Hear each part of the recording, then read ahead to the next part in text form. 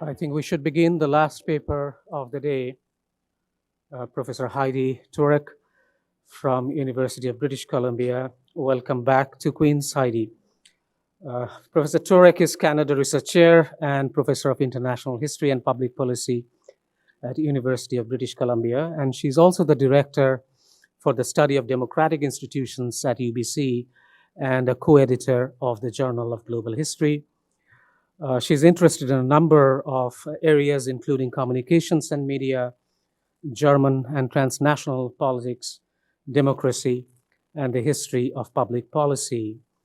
She's the author of the book News from Germany, The Competition to Control World Communications, 1900 to 1945, came out from Harvard University Press in 2019. The book traces attempts by Germany to create a media empire that managed opinion and the flow of information domestically while supporting German interests and enhancing its prestige abroad. Alongside Jonas Brandebach and Martin Herzer, Heidi also published an edited volume, Exorbitant Expectations, International Organizations and the Media in the 19th and 20th Centuries in 2018, that came out from Routledge. I'll turn it over to Heidi for the last paper of the day. Thanks so much, Amitava. Thank you, Amitava and Daniel, for organizing this conference. I had hoped to be there, but alas, had to have emergency dental surgery last Thursday. One of the weird side effects of this dental surgery is that you're not supposed to talk very much until the stitches are removed, which happens tomorrow. So this will be the most I have talked in a week. It is bizarrely the only time you will get advice from a medical professional to do more texting than talking. I would obviously much rather be there in person, but I'm so glad that we could make this happen. So if my voice sounds a little bit weird or my answer a bit shorter, it's because I'm not supposed to talk too much. And that's why Heather was reading out my questions over the chat, so I could save my voice for this presentation. So debates about global history and its methods have raged for at least 2 decades now, and obviously been raging at this conference too. Questions about methodology, sources, positionality, scale, valence, to name just a few of the questions. But I think maybe the one thing everyone can agree on is there's been no stable or fixed definition of what global history is. But I'd argue that we've kind of reached the point in talking about global history. It's existed for long enough in its current form since the 1990s, early 2000s, that we can start thinking about actually some distinct periodizations even since the 1990s within those debates. And that's what I'm going to think about in this paper. How could we try and tease apart some of those periods, and why does that even matter? So I've slightly changed the title of my presentation to reflect what I'm trying to do here.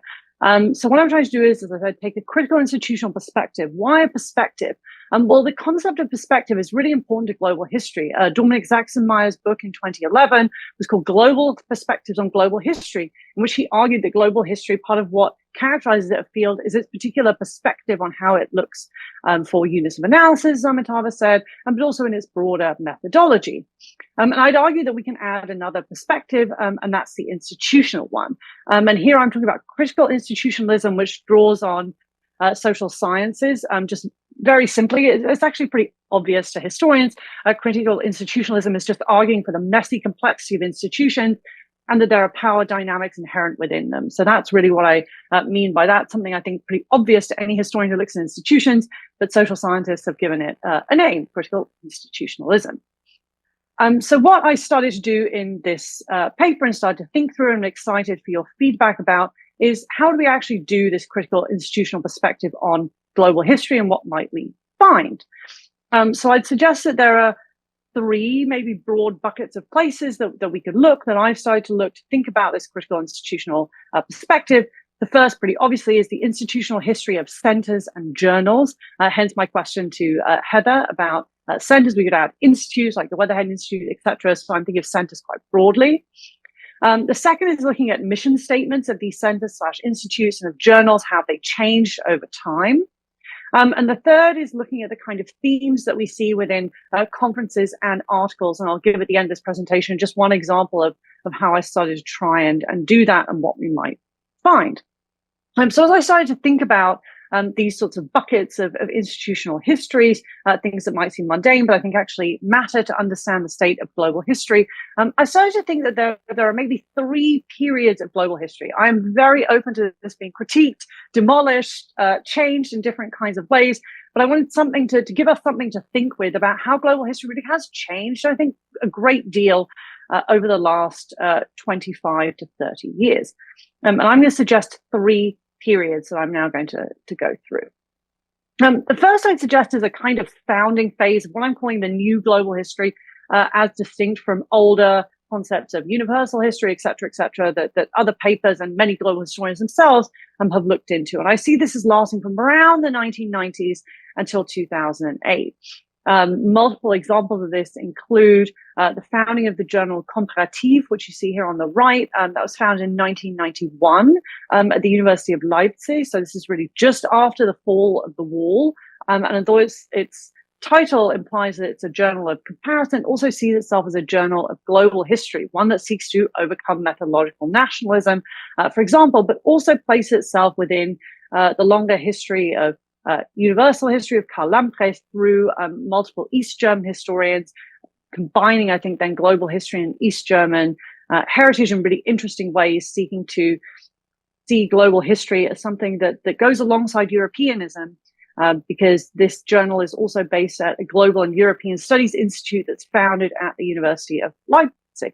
Then in 2002, this becomes the official journal of ENOUGH, or the European Network in Universal and Global History, which holds congresses now every 3 years, and has, I think, at least increasingly sort of doubled down on the global part of the ENOUGH and less of the universal aspect. Then by 2006, we get the founding of a Journal of Global History, of which Ken Pomerantz is one of the 3 kind of initiators, with the idea of having connective and comparative histories. And so, as I'll delve into a little bit later, a lot of the initial focus of JGH, I think, because of the Great Divergence, really was on various forms of economic history in ways that Maxine just very eloquently described in the last panel. And then finally, we have things like the foundation of the Asian Association of World Historians in 2008, which, if you look at its mission statement, explicitly talks about being a home for people who are interested in large-scale histories, whether they are global histories, transnational histories, etc. So even though this is named an Association of World Historians, Heather, actually their description is very much a large tent for anyone thinking about large-scale processes. So I think of this as kind of the first phase, got all these sort of foundings. Obviously, other things are founded later, but this is sort of the main moment of a lot of founding of many of the journals and institutes that we might associate with global history. From 2008 onwards, I suggest we enter into a new moment, also influenced by the contemporary, at that point, financial crisis of 2008, a moment in which global history continues, but in a way it's sort of against globalization. So 1990s, 2000s, we have a world that seems to be increasingly globalized, and global history slots itself into that in many ways. But from the financial crisis onwards, as we get more and more disillusionment, I think, with that system of globalization, we still see a huge amount of flourishing around global history and thinking methodologically about what it can be. And I see this sort of middle period, in a way, as still focused on global history as coverage of the whole world in some cases, for example, from the editors of JGH at the time, but also a moment when we get a huge flourishing of methodological considerations of what global history could be, how it could influence history writing, and so on and so forth. And here are just 3 examples: Sachsenmeyer's book, Sebastian Conrad's, which has already been mentioned, and then the edited volume by Maxine, which you mentioned, and I promise you I made these slides before you mentioned that book. So these are just, I think, a few of the examples of the efflorescence of methodological considerations of what global history could be in this sort of middle period. Still at this moment, I think scale was mostly seen as large, and one in which large-scale histories that, as I mentioned, had some sort of coverage was certainly what the JGH editors were pushing people towards. Then I suggest from 2017 onwards, we entered a third phase of global history, one I'm calling disconnections and discontents. And there are multiple reasons for this. One, the election of Donald Trump, increasing economic nationalism, debates about globalism, et cetera, were things that Jeremy Adelman, in a very well-read piece in Eon, took on when really questioning whether global history even made sense in 2017.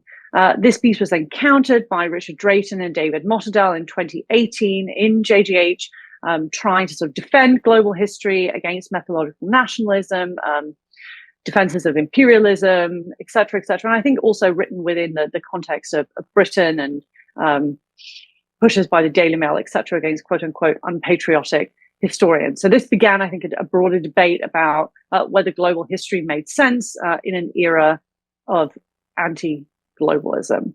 At the same time, other scholars who had long been global historians turned away from thinking about connections to also think about disconnections. As one example, Roland Winselhumer, who's based in Munich, had in 2017 actually published an introduction to global history in German, in which he said that connections were the Grundbeobachtungselemente, or the basic observational elements of global history. But within a couple of years, he'd actually received a big grant from the German Federal Ministry of Education to create a research center that was all about global disconnect.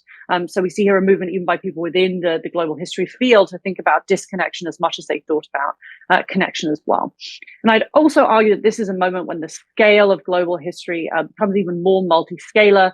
There's a lot more pushes towards global microhistory, for example, special issue in Past and Present in 2019, edited by John Paul Gabriel, is just one example, I think, of this push towards different scales. You can see this in the mission statement of JGH, just to give another example. And I'd argue this is the kind of moment that we still find ourselves in many ways, greater thematic plurality.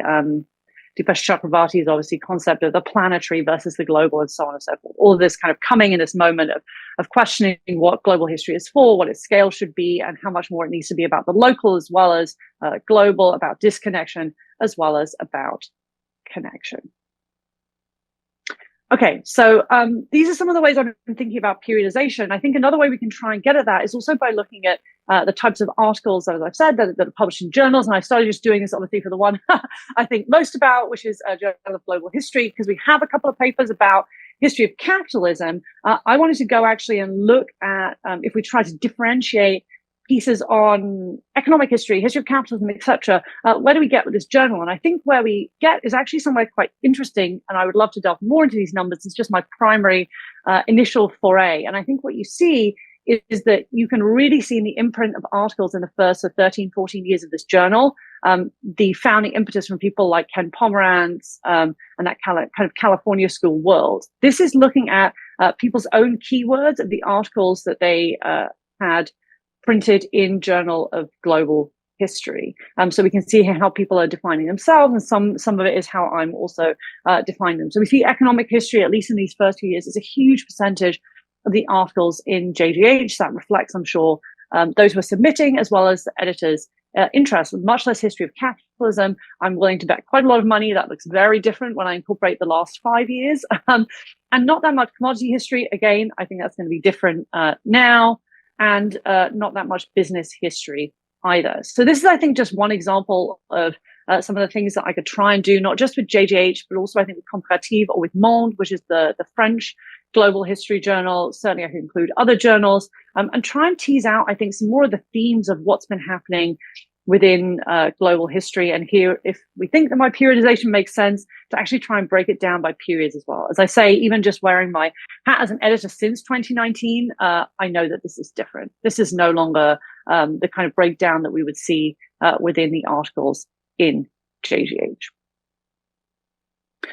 Okay, and then finally, to conclude, before we open up for questions, there's also, of course, been a huge amount of critique of what global history is. I think goes even beyond the three phases that I have outlined here. And those critiques, though, have all come in this sort of third phase, I think, this disconnections and discontent phase.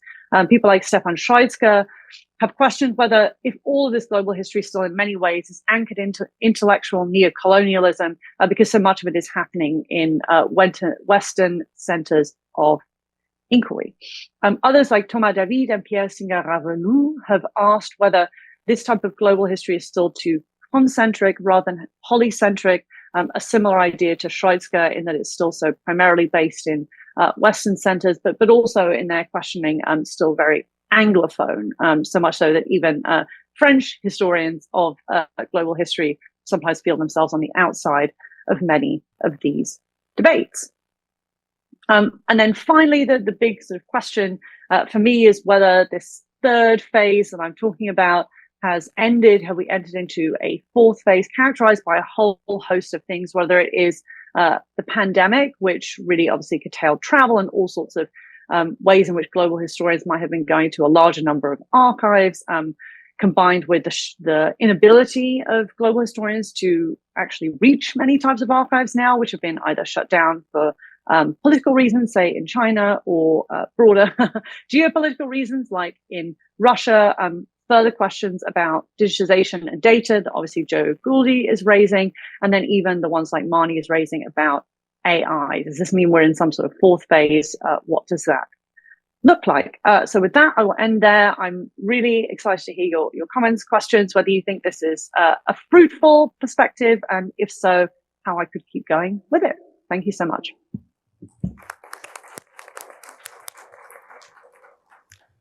Thank you so much, Heidi. Questions for Heidi? Start with Marnie. Hey, Heidi, thanks very much for that. It actually made me feel really old looking at all. Heidi, it's Marnie here. And that made me feel really old when you were giving that overview, because I was present at Enuia and the birth of JGH. So I'm feeling very, very old now that you've outlined the archive of that experience. I wondered whether it's fruitful for you to look at the archive from the International Network for Theory of History and also the International Commission for the History and Theory of Historiography, because while you've got those fields expressing themselves, those two networks are, of course, commenting on what's happening globally. So you'll see, for instance, in INTH, a very strong emphasis now on truth and reconciliation commissions, on, patterns of forgiveness and repatriation. Over in the commission, you'll see things like, the persecution of historians globally. So there's some really interesting patterns there that I think you may find. It's not necessarily meta, but it may provide you with another viewpoint to look at what you've seen in the archive you presented today. Yeah, thanks, Marnie. That's very helpful. I mean, there's also the network of concerned historians, which might be another interesting place to look at to see about the sort of closure of archives or concerns about historians traveling to other places. Just another thought. Heather. Thank you, Heidi. That was fascinating. And not to beat a dead horse, but I really would be interested to see how it compares with articles in the Journal of World History. Yeah, that would be really interesting. I mean, there's there's so many different things that one could do, and it's pretty easy, I think, to look at some articles in Journal of World History. My anecdotal sense is that people who were more interested in kind of economic stuff were likelier to submit, or political were likelier to submit to JJH, more sort of social, cultural to Journal of World History, but that very informal division of labor is completely broken down. Yeah, I think you're right at the beginning. That's totally anecdotal. Yeah. And I'd have to look at the articles and see if that changes over these phases to see if that makes sense. And that might also in turn change my location of these turning points. Yeah, and I think there is a bit more attention in the Journal of World History to cultural things, and so I actually was told by Pierre Vries that the Journal of Global History was only interested in economic stuff. Don't even bother sending. That was a long time ago, but it was a real thing. But it was a real thing, and I think that's worth tracing. It would be interesting over the same time period to see how the topics diverged, or didn't, but I think they did. Okay, Maxine, and then Julia. Just on a similar topic, I think it would be interesting to see when the mainstream historical journals start to publish more global history articles. I mean, look at Past and Present, and maybe the American Historical Review. I mean, just some of the Historical Journal or whatever, because they start to become a big competitor for the Journal of Global History. people will, I mean, they got to think about their careers, and if they can get something in past and present, they're going to go there first. Okay. Yeah, thanks, Maxine. I think that's a really good point. And I was starting to do it a little bit anecdotally, just looking at, past and present has those special issues, which are basically like books. And if you look, 2018 is global Middle Ages, 2019 is the global microhistory. So even just looking at that, you can see where people are positioning themselves. I will say, interestingly, sometimes at JGH, this is inside baseball, but sometimes at JGH, we actually get the same problem, which is people submit there, but and when we sort of correspond with them about why you've chosen, et cetera, they, especially in the UK, it's about ref, because JGH is now a top 4-5 journal because of impact factor. So sometimes people are like, I'm not really a global historian, but I'm submitting here because it's a top journal. Which is interesting, but of course not something that would have been a phenomenon when the journal was initially founded. But yeah, I could certainly look in I could select past and present and AHR as two sort of emblematic journals and take a look at when we have articles that really explicitly, subconsciously style themselves as global history. Yes, go ahead, Disha. Yeah, there's a mic coming to you. Oops, sorry. Hi, Heidi. Disha Karnajani.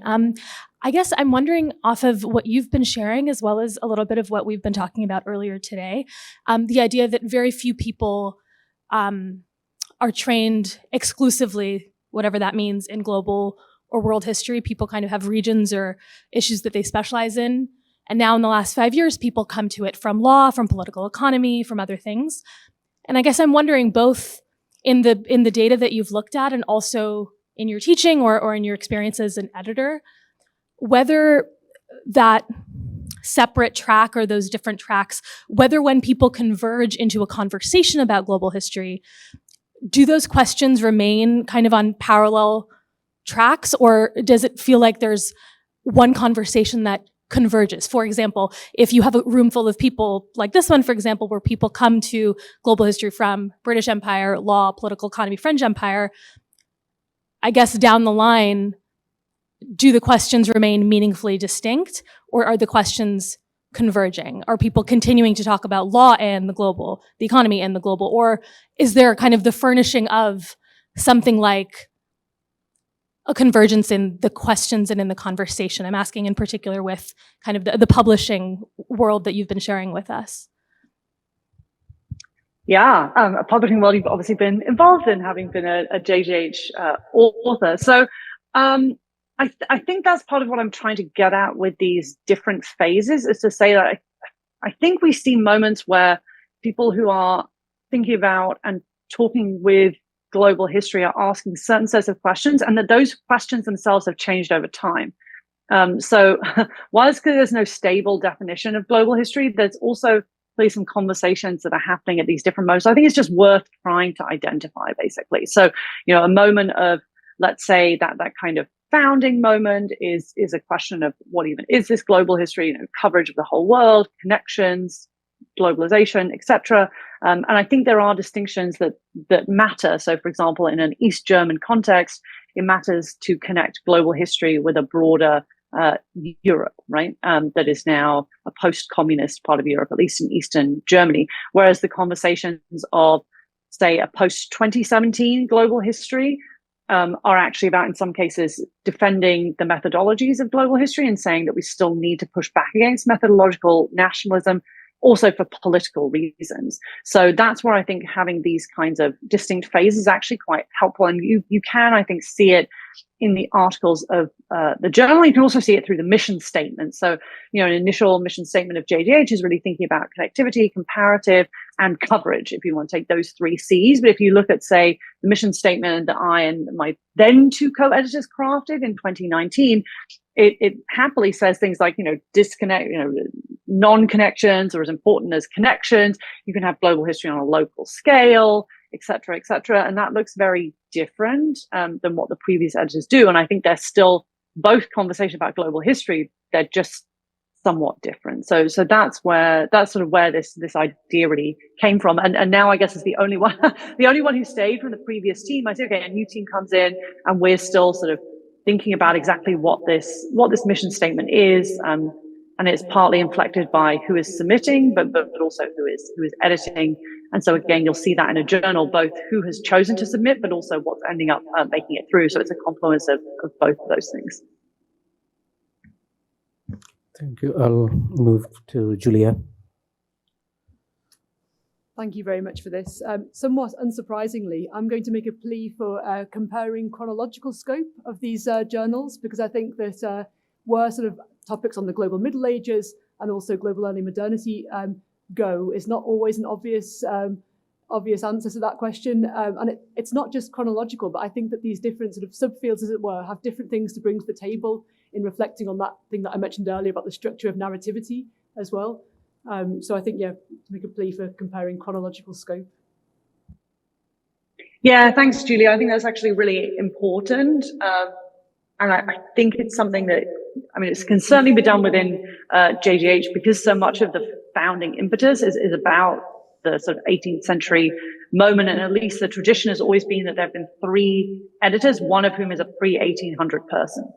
So that I think makes for a slightly different journal than you might get in some others. But that's certainly something that's pretty easy for me to look at, and also to consider how many articles are actually thinking across a very long timescale versus they have broad spatial dimensions, but then maybe a narrow chronology. So it's something that I could look into, and it'd be interesting to see if that does change over time. My sense is that there are less pre-1800 papers, but I would not say that's because of global history. I think that's to do with the state of the historical profession and of jobs, where there's a disappearance in many places of pre-1800 jobs. So I'm not sure that I would ascribe that to what is happening in global history, but in fact, what's happening with the historical profession in general. Thank you. Other questions for Heidi? Ksenia?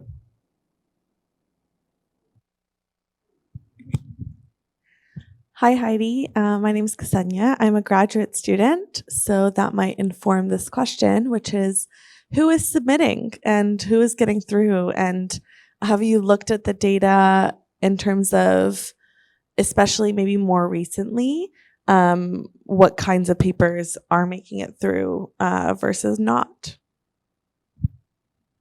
Yeah, great question. I hope that means you're thinking of maybe submitting, which would be wonderful.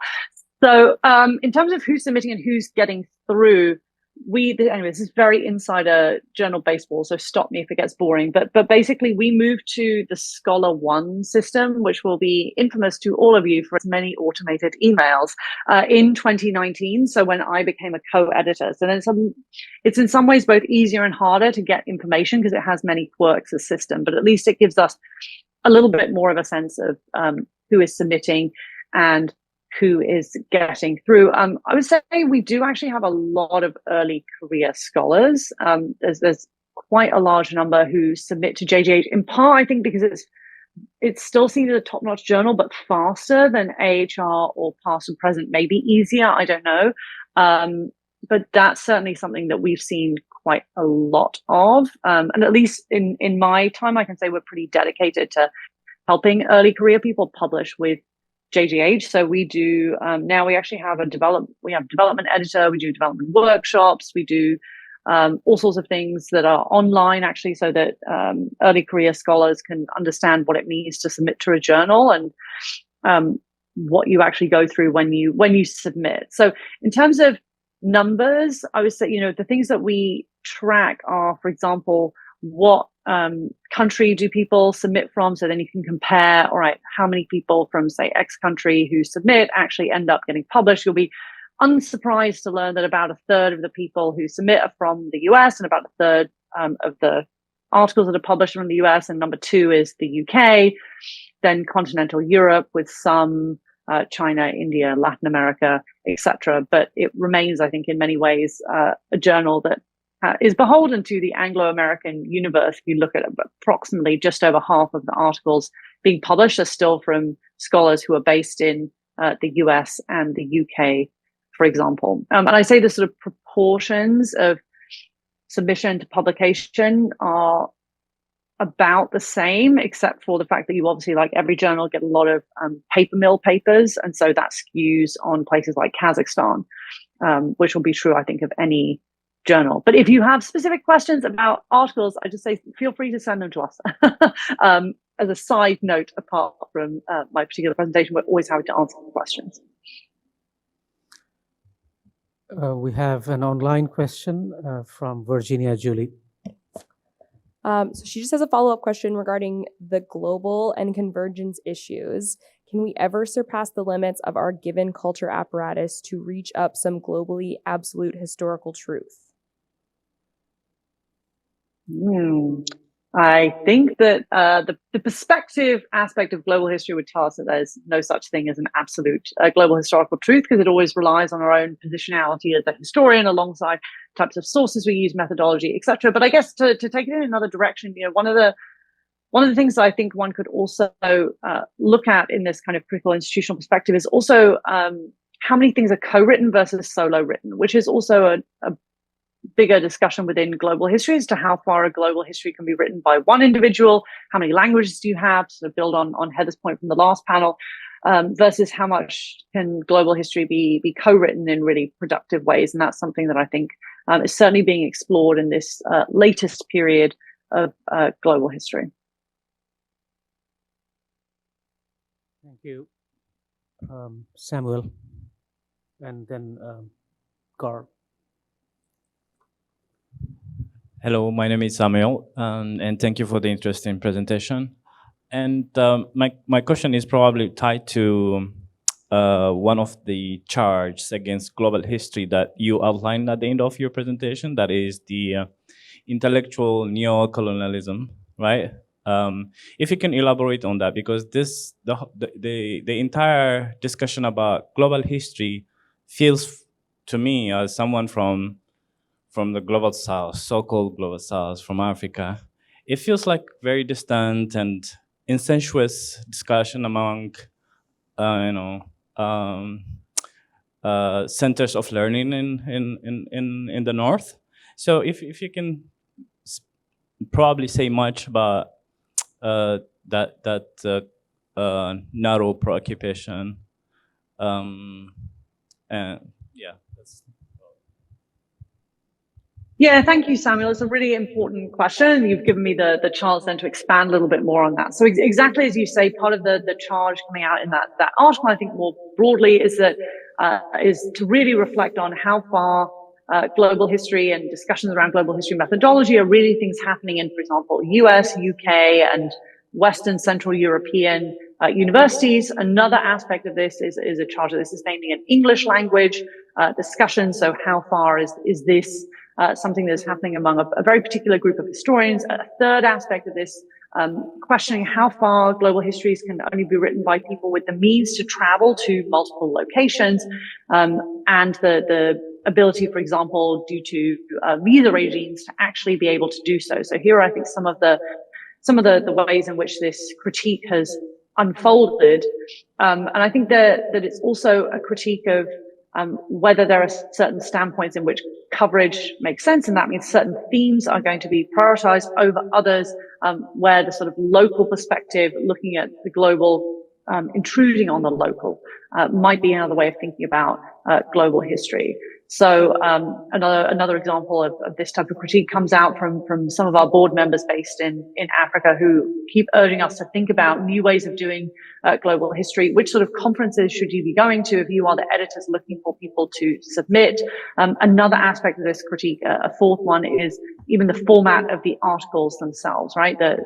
Having articles of this length may not make sense for people based in other places, and at least until 6 weeks ago, articles were not open access from JGH, and you could only get them open access if you paid, the article processing fees, which only very rich institutions had the ability to pay or had actually made agreements with, in our case, Cambridge University Press to make those articles open access. And it's only 6 weeks ago that with something called, I think, gold or diamond open access, where if you're from a lower middle income country, then your article processing fees are covered. So this is just, there's everything ranging from the individual scholars themselves to the types of discussions, to who has access to archives, and then who is able to actually publish in these types of journals and access those articles. And that's a sort of broad range of critiques that I think undergird this question of intellectual neo-colonialism. And then there's a whole set of ways that I think people are trying to deal with those critiques, whether it's from where the money goes, who is included on editorial boards, the kind of development editing that is given to articles that are submitted by people who are not based at North American or European institutions, and so on and so forth. But certainly I think this is a very live discussion, and one that, as I said, underpins all three phases of global history from my perspective. Carl. Hi, my name is Carl. I'm a PhD student here at Queens. I've been to one of your lectures before when I was in Masters. My question is more related to like journal publishing. And I assume that you could relate to this in that, because my own general field is history, international history of international relations, and like, what's your insight in terms of like there being an overlap between journal global history, journal world history, and other historical IR journals, and if you have seen like a shift in each of the three different phases? Yeah, it's a great question. So I was hired to be an international historian at UBC, and I guess I share a lot of what Sven Beckett said in the previous panel, that you can, in trying to create distinctions between international history, world history, global history, you can also end up in a sort of navel gazing that may or may not be useful. Having said that, there are still some distinctions that I think are really helpful, whether it's the perspectival, the unit of analysis, or thinking about whether international history is more about the history between states and so on and so forth. So, Erez Manella, as Heather mentioned, has a good article, I think, about how we can think about international history. So having said that, if you look at the submissions to Journal of Global History, and maybe I think this is actually a real sort of personality of the editor's insight, that I was an editor, I think made a big difference, because I think I did not desk reject things that may have looked to other editors potentially in the past more like international history.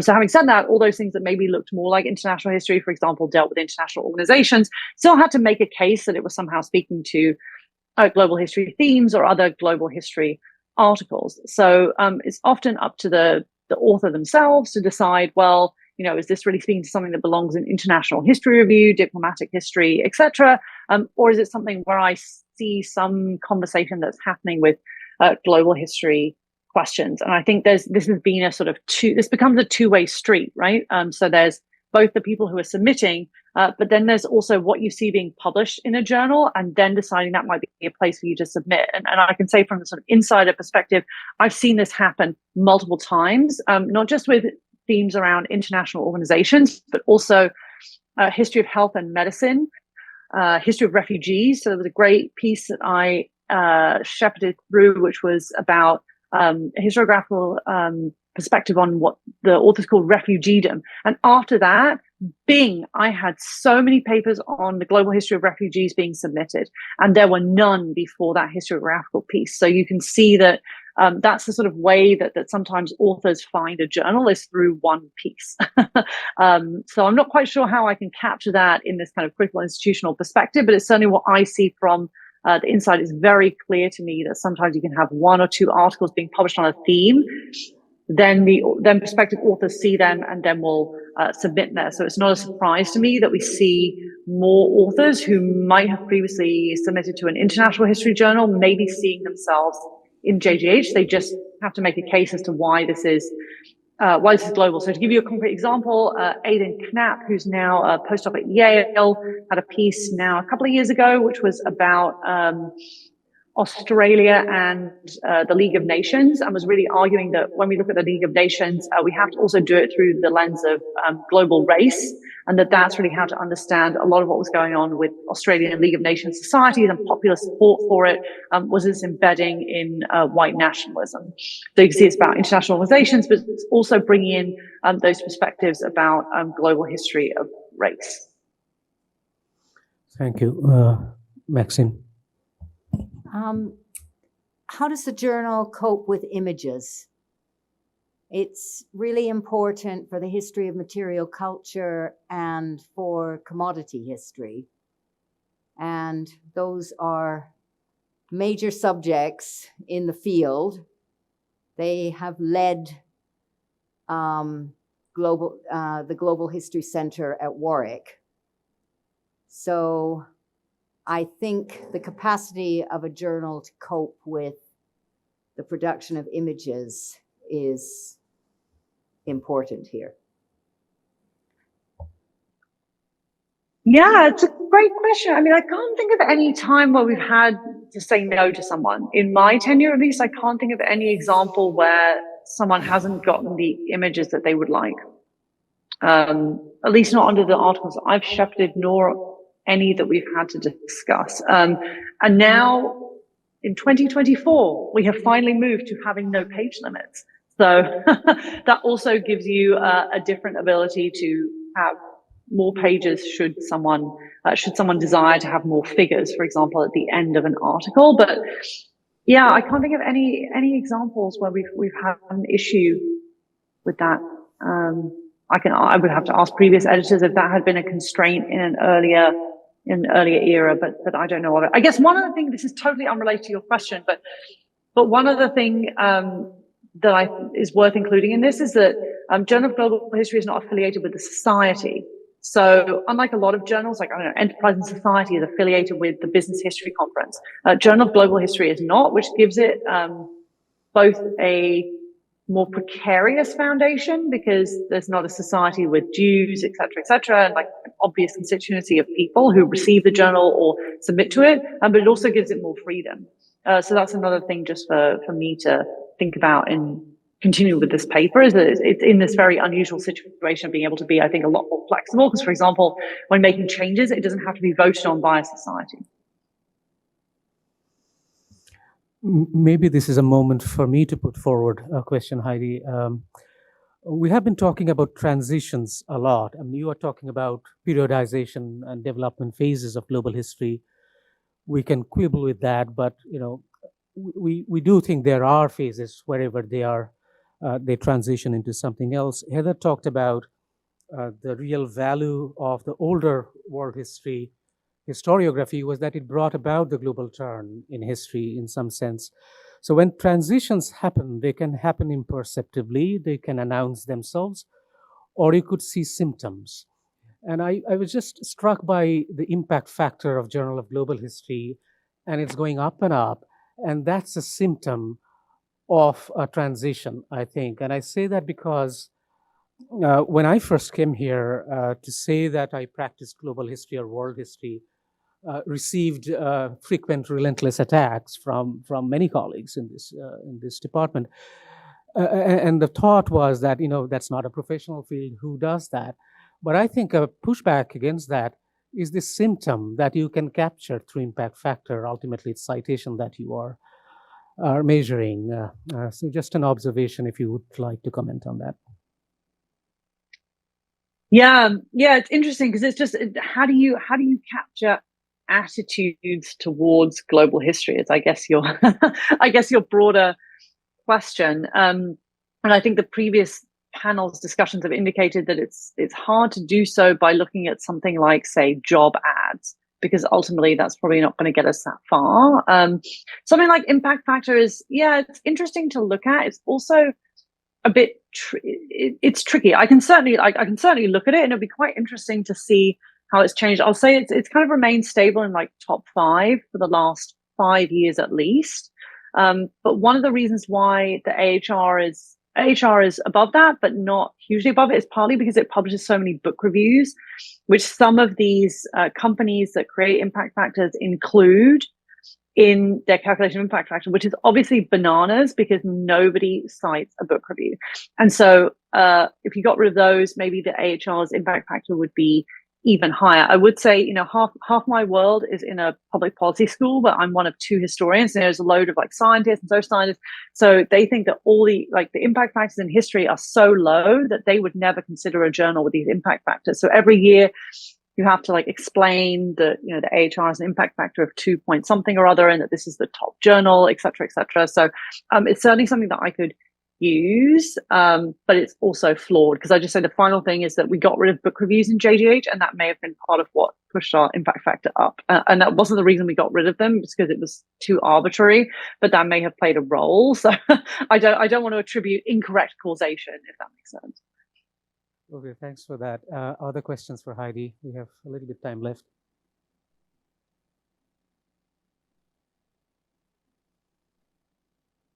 Yeah. Julia? I had another question, almost hesitant to ask it because I know you can't really answer it, but how strict are you in sort of gatekeeping around sort of what the concept of global history is when you're sort of thinking, does this fit the journal? And I think that, and I can see you shaking your head straight away, and I suppose a follow-up question would be, if not, why not? I'll stop there. Yeah, thanks. So I guess, there is obviously there is some element of gatekeeping, and that editors have to decide which things are publishable in journals. So that's sort of a question for any journal, regardless of whether it's Journal of Global History or not. But a lot of it has to do with discussions both with the board and amongst the editors about how we're defining global history and what we're thinking about what it might be. And that's where I think that's what really led me to thinking about this change over time, because I think you can see a distinction between what we do as the three editors now versus what editors did 10 years ago. And that's not a critique of the previous editors. I think that had a lot to do with the sort of questions that global historians were asking themselves. And I would say that part of at least the philosophy we have now is also about ensuring that peer reviewers have a say in this as well. So it's not just us, the editors, who are deciding what global history is. It's also, so we're making decisions to send something out for peer review. And then we obviously have some influence in that we decide who peer reviewers are who are going to be asked. I mean, I guess the distinction to a more sort of geographically based journal is that generally trying to find reviewers who may not be specialists in the subject or the geographical area, but are thinking about the global history of that theme. So let me try and think of an example that won't identify someone. Let's say there's an article on global history of dogs, then we might find someone who's an expert on cats, right? But global history, if that makes sense, right? Which rather than all the dog specialists. So something along those lines. So I guess that would be one way of thinking about it, is that the peer reviewers are also a really integral part of thinking about this. And then one thing to say, and this is again inside baseball, but I think it does matter, is that the previous model before I came on in 2019 was that the journal editors would look at the articles and they would first send them back with comments on how to make the article more global before it went out for peer review. So there was a kind of pre-screening stage to give a sense of, okay, you need more coverage from our perspective, et cetera, et cetera. And I know that as an author before I became an editor. Once I became an editor, we got rid of that stage, thinking that it felt unfair for us as three singular individuals to impose our vision of what global history was on those papers. So instead, we sent them out for peer review, and then afterwards we might dialogue more about how does this relate to global history. So that's, I think, a change in when you impose the editor's vision of what global history is, or the kind of dialogue that you enter into, if that makes sense, Julia. So exactly how that's changed types of articles or who submits is very hard to measure, but it is a sort of concrete institutional difference. I'm not seeing any. It's almost 5 o'clock. So here, thank you for doing this virtually. I hope you haven't upset your dentist, but we appreciate joining us. I think we'll call it a day, and we'll see you tomorrow at 8:30.